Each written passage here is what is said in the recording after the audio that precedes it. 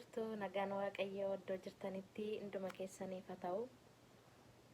Namoonni yuutuubii koo kanaaf haaraa taatanii ani Fitsuumin jedhama. Galanni waaqayyoof haa ta'u, ulfinni waaqayyoof haa ta'u.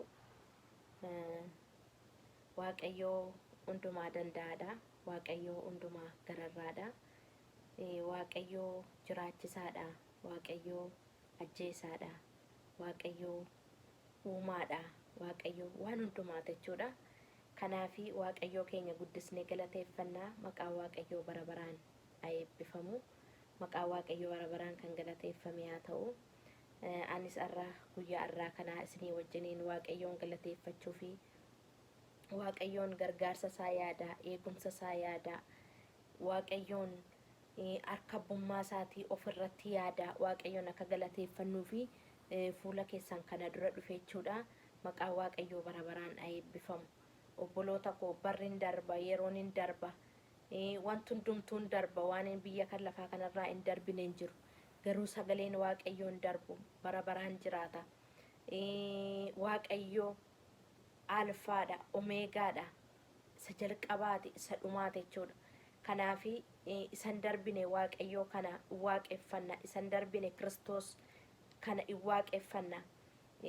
Lubbuudhaan amma biyya lafaa kanarra jirrutti garri caalu waaqayyoo keenya waaqeffachuudha, waaqayyoo keenyaaf ulfina kennuudha, waaqayyoo keenya ofirratti moosisuudha, mana keenya irratti, jireenya keenya irratti, dhala keenya irratti waaqayyo akka mo'uu fi yeroo hundumaa dammaqnee waaqayyoon waammachuudha jechuudha. Dammaqaa kadhadhaa, qorumsatti akka hin galleettadha dubbiin sagalee waaqayyoo. Kanaafi dammaqnee kadhachuu qabna, dammaqnee sagalee waaqayyoo dubbifachuu qabna, dammaqnee sagalee jireenyaa kanatti jiraachuu qabna. Haalli rakkisaadha, barri barootatti wal geeddara, yeroon yerootti wal geeddara. Garuu utuun jijjiiramin jechuudha. Mootummaan mootummaatti wal jijjiira. Garuu utuun jijjiiramin, mootummaan isaa utuun jijjiiramin jechuudha. Inni jiraatu sagaleen waaqayyoo, waaqayyoonni bara baraan jiraatu, maqaa isaa fi galanniif ulfinni guddaan haa ta'u. Har'as iddoo kanaa walii wajjin akka waaqeffannuudhaa fi faarsaa kana wajjin dhageeffachaa waaqayyoon walii wajjiniin waaqeffanna.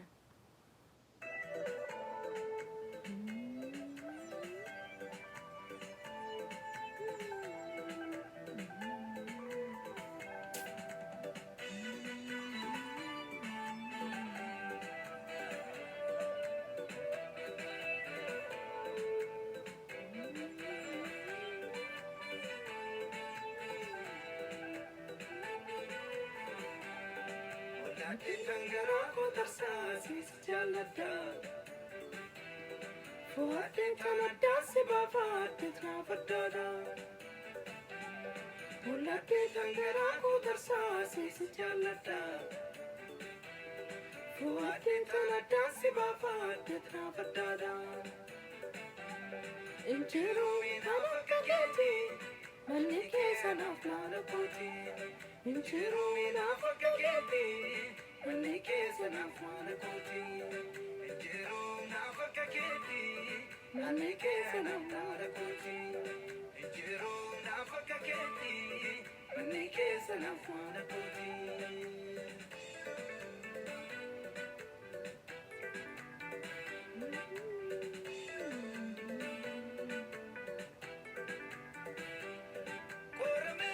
Tuliga koti silalame Kanke tae argame Edame tuzena jirenya ko barbadame Galme kerra warabame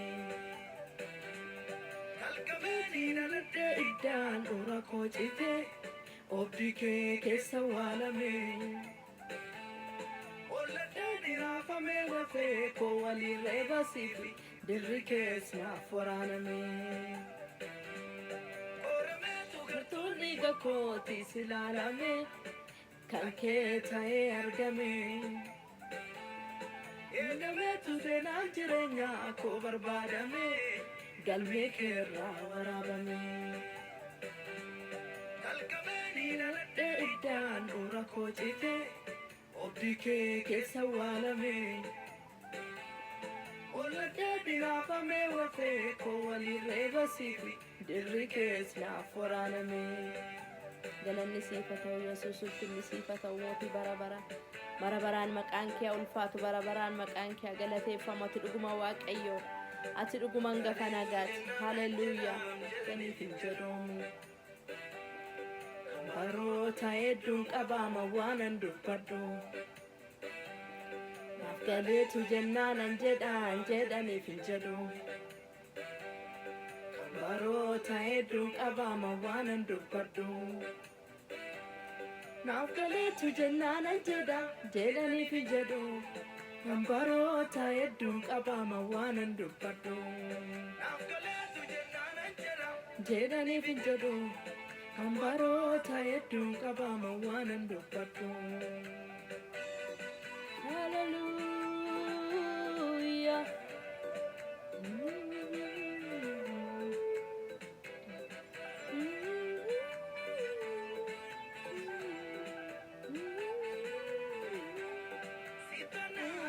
Midda kee jira hiikti koo, hafuura keetti socho'uumi maafa muurri koo. Fira kee malee hojjetu lakkarkaaf miilli koo. Erga kaas ta'ee si mitiiree bulchiinsi koo. Erga kaas ta'ee si mitiiree bulchiinsi koo. Erga kaas ta'ee si mitiiree bulchiinsi koo. Erga kaas ta'ee si mitiiree bulchiinsi koo. Erga kaas ta'ee si mitiiree bulchiinsi koo. Tu jennaanan jedhaniif hin jedhu. Baroota hedduun qabaama waanan dubbadhu. Naaf galeetu jennaanan jedhaniif hin jedhu. Baroota hedduun qabaama waanan dubbadhu. Naaf galeetu jennaanan jedhaniif hin jedhu. Kan baroota hedduun qabaama waanan dubbadhu. Naaf galeetu jennaanan jedhaniif hin jedhu. Kan baroota hedduun qabaama waanan dubbadhu. Jedhaniif hin jedhu. Kan baroota hedduun qabaama waanan dubbadhu. Jedhaniif hin jedhu. Kan baroota hedduun qabaama waanan dubbadhu. Galanni ulfinni guddaan Waaqayyoodhaaf haa ta'u, maqaan Waaqayyoo bara baraan kan galateeffame haa ta'u. Iyesuus Kiristoos bara baraan gooftaadha. Iyesuus Kiristoos bara baraan jiraataadha.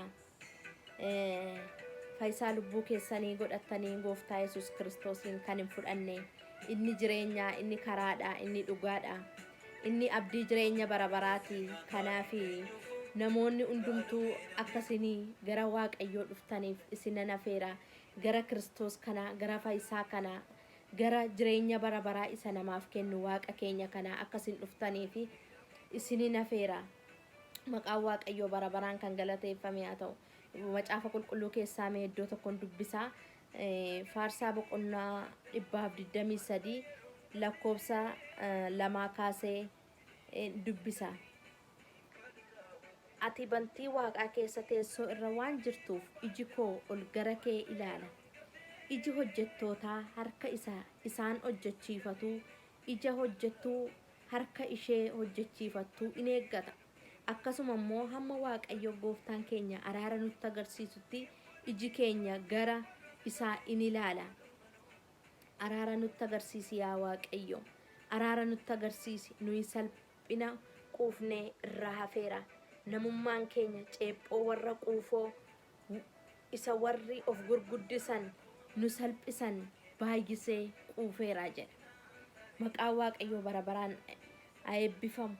Iji hojjetaa isaatii gara isa hojjechiisatu yookaan immoo isheen hojjettu gara ishee hojjechiifattu akkuma ilaalu iji koo gara Waaqayyoo ilaala jedha faarsaa Daawit kun. Iji koo gara Waaqayyoo ilaala. Maaliif Waaqayyo bira gaafa ilaalanii gargaarsatu jira. Waaqayyo bira gaafa ilaalanii hiikumsatu jira. Waaqayyo bira gaafa ilaalanii deebiitu jira. Kanaaf iji koo gara Waaqayyoo kooti ilaaladha. Akkuma hojjetaan gara hojjechiifatu yookaan hojjettuun gara ishee hojjechiifattu ilaaltu akkasuma iji koo gara Waaqayyoo kooti ilaaladha.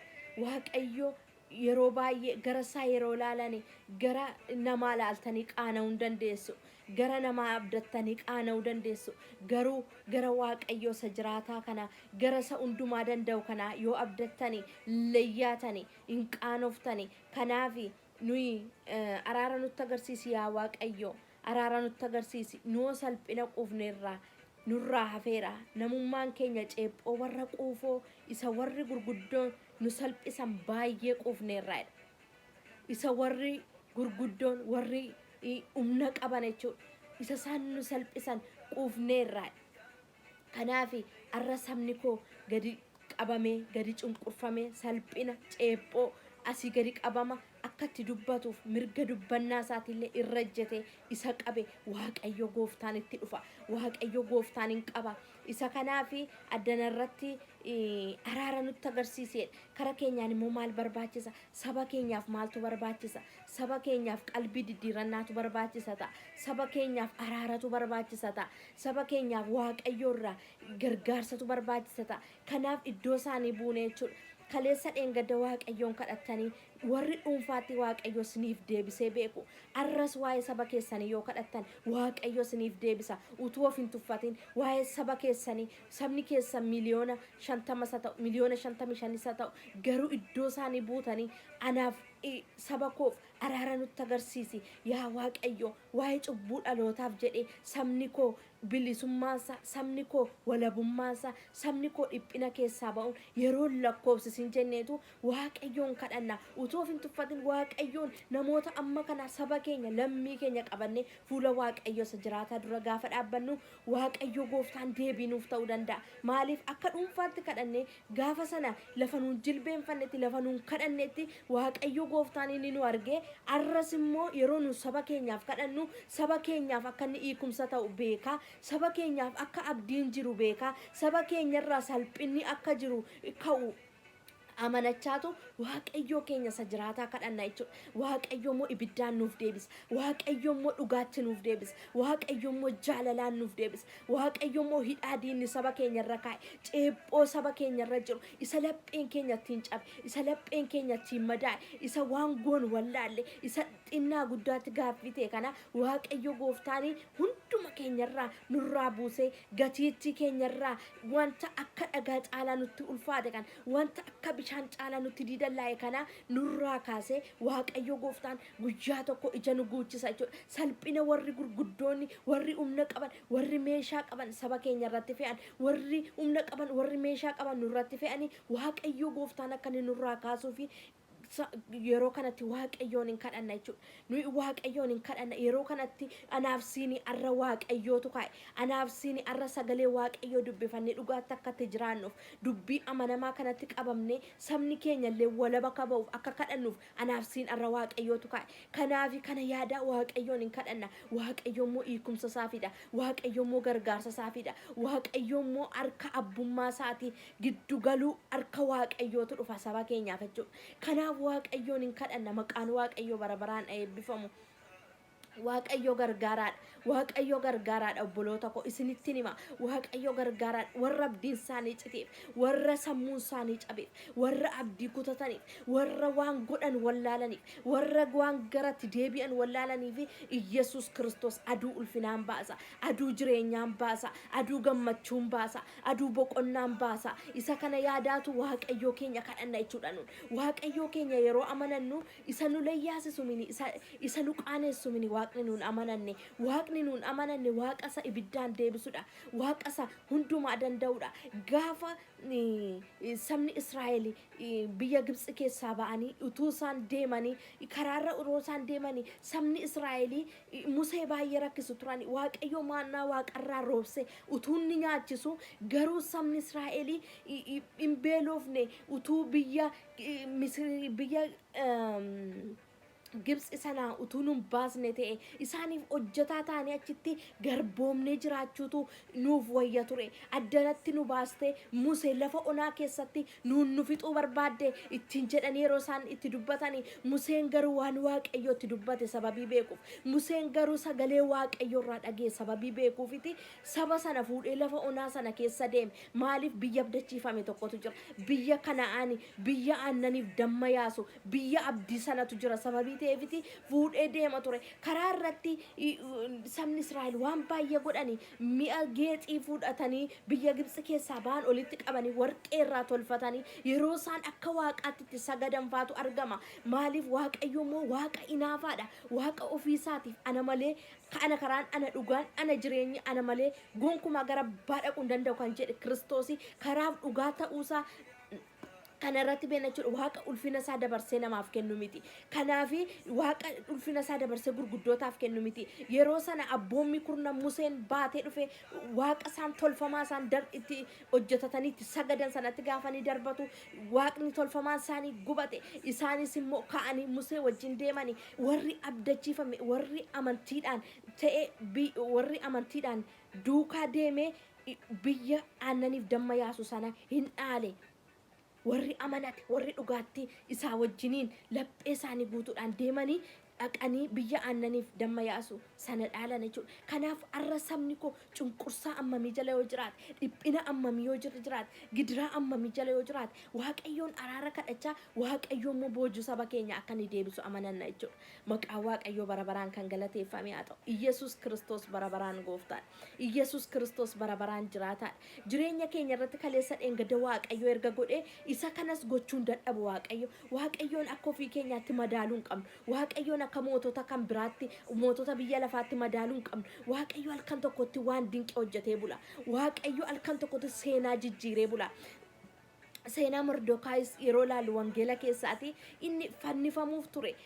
Hamaa baay'ee waan itti fannifamu, waan Mordekaay itti fannifamu waqaree sirreeffatee gaafa inni fidee dhufu garuu seenaansaa akkas hin turre. Galmeen hin galagala. Isa Mordekaay itti fannifamuuf turetu hamaantu darbee fannifame. Iyesuus Kiristoos bara baraan gooftaadha. Diina saba keenya tarranni ta'e inni diina keenya ajjeesuuf meeshaa isaa amanate, humna isaa kan amanate maqaa gooftaa Yesuusin saba keenya gadhiisee deema. Maqaa gooftaa Yesuusin garbummaan saba keenya ingaa jedha Waaqayyo. Ingaa jedhee Waaqayyo guyyaa tokko nu dabarsa, nu ceessa. Kanaafi Waaqayyo guyyaan itti ingaa jedhu amma dhufutti ciniinsuudha jechuudha. Ciniinsuudha. Dubartiin Herooda'uuf jettu in ciniinsifatti. In ciniinsifatti. Ciniinsuu sana booddee garuu gammachuutu jira. Ililleetu jira mana ishee keessa. Maaliif? Mucaatu dhalata. Kanaaf sabni keenya amma ciniinsurra jira. Kanaaf sabni keenya hiikumsa barbaada. Kanaafi Waaqayyo gooftaan saba keenya akka gargaaruu fi guddisnee iddoo jirrutu toof hin tuffatin kadhachuutu nurra jira. Waaqayyo immoo boojuu keenya nu hirmaachisa. Maqaan Waaqayyo bara baraan kan galateeffame haa ta'u. Gooftaatti kan jaallatamtan obboloonni koo Waaqayyo gooftaan isin haa eebbisu. Iddoo jirtanitti kan kadhattan Waaqayyoon akka sagalee Waaqayyootti kan deddeebitan, yaada Waaqayyoo kan tajaajiltan, Waaqayyoon kadhattanii kan irraa argattan, gooftaa jireenyaa kanatti qabamtanii warri jiraattan Waaqayyo jireenya keessan haa eebbisu. Warri Waaqayyo gooftaa Yesuus Kiristoosiin hin amannes gara isaa kottaa. Inni Waaqa furmaataati, Waaqa abdiiti, Waaqa dhugaati. Inni nuuni amma dubbanne, inni nuun amma dhiphannuuf isa biyya lafaarraa ati inni waa'ee saba keenyaas inni maaliis garuu mootummaan tokko jira. Mootummaan namaa fi walqixxeetti firdii qajeelaa kennu. Biyya lafaa kana irratti yeroo mana firdii dhaxxanii warri firdii laatan sun firdii jallisuu danda'u, firdii haqaas kennuu danda'u, firdii haqan taanes kennuu danda'u. Yesuus Kiristoos bira, Waaqa bira, Abbaa bira wanta akkasiin jiru firdii qajeelaa kenna, firdii dhugaa kenna, firdii amanamaa kenna, firdii mudaa hin qabne asii miizanni isaan jallanne kenna. Kanaaf kottaa gara Kiristoosiin miizana dhugaa isan jallisne gara jiraataa kana gara isa lubbuu keessaniif jireenya bara baraa isin argachiisu gara Kiristoosiinis kottaa jechuun barbaada. Waaqayyo gooftaan isin haa eebbisu. Waaqayyo gooftaan isinii wajjin haa ta'u. Waaqayyo gooftaan bara baraan kan galateeffame haa ta'u. Ammas kadhannaa waaqayyo abbaa gooftaa keenya Yesuus Kiristoos ammayyuu saba keenya garbummaa jalatti yaa waaqayyo gooftaa qabamee yaa waaqayyo gooftaa dhiigni isaa dhangala'aa jiru ijoollee wallaalaa karaatti hafaa jiran ijoollee yaa waaqayyo gooftaa dhiphina keessa jiran nama waan nyaatee waan dhugu dhabee yaa waaqayyo gooftaa karaa irratti kufanii yaa waaqayyo gooftaa saba keenya dhiphataniif akkati abbaa taatu akkati dhaabattuuf si kadhanna maqaa gooftaa Yesuus Kiristoosiin ati saba keenya wajjiniin ta'e ammayyuu yaa waaqayyo saba keenya wajjin ta'e tarkaanfiin kee saba keenya wajjin haa ta'u dhaabbannaan kee saba keenya wajjin haa ta'u maqaa Yesuusin sabni keenya birmadduu haa ba'u maqaa gooftaa Yesuusin hiikumsi saba keenyaaf haa dhufu yaa waaqayyo iddoo jiru hundumaatti hunduma keenya gargaari yaa waaqayyo gooftaa dhaabbannaa keenya adeemsa keenya hundumtuu akkas wajjin ta'uuf ati nu gargaari galanniif ulfinni guddaan maqaa keetiif haa ta'u waan isaan gargaartuuf waan boojuu hirmaachistuuf si haa galatu maqaa gooftaa Yesuusiin ameen. Maqaa waaqayyo bara baraan eebbifamuu yeroo muraasa kanaaf waaqayyoon isinii wajjin galateeffachuuf dhufe jechuudha. Maqaa waaqayyo bara baraan kan galateeffame haa ta'u kadhadhaa iddoo jirtanitti sabni keenya ni kama waaqayyo guyyaa tokko gammachuudhaan boquu keenya isa gadi jedhe kana ol nuu qaba waaqayyo immoo mo'aadha waan hundumaa danda'a.